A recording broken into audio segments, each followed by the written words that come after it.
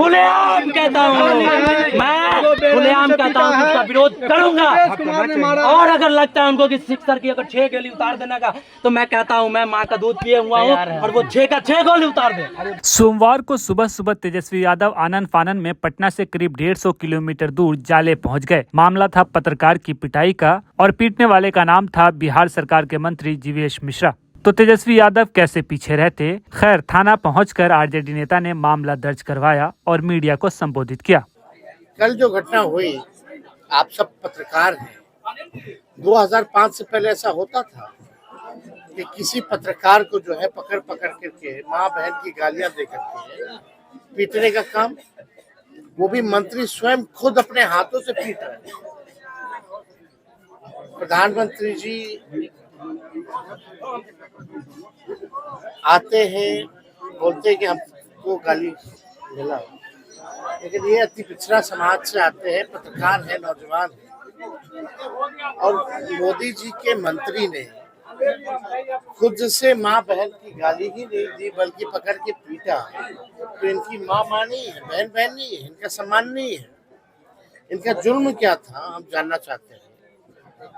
कोई जुल्म नहीं, बल्कि पत्रकार का काम ही है सवाल पूछना। ये तो थी खबर, अब इसके पीछे की कहानी समझ लीजिए। बिहार में विधानसभा चुनाव की तारीखों का ऐलान कभी भी हो सकता है।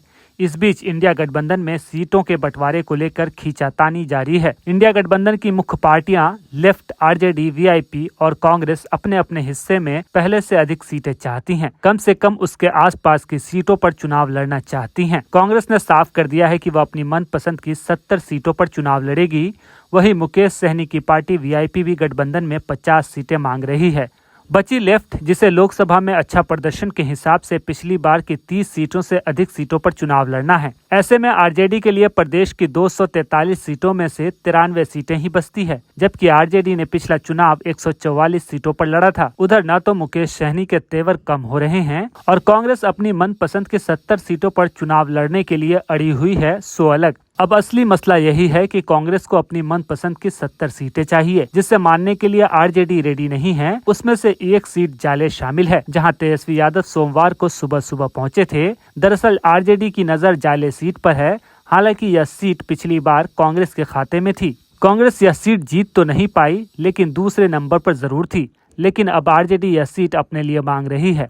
पार्टी यहां से अपने चहीते और जाले के पूर्व विधायक ऋषि मिश्रा को चुनाव लड़ाना चाहती है। वहीं कांग्रेस यह सीट अपने पूर्व उम्मीदवार और अलीगढ़ मुस्लिम यूनिवर्सिटी के पूर्व छात्र संघ अध्यक्ष मशकूर उस्मानी को यहां से चुनावी मैदान में उतारने के मूड में है।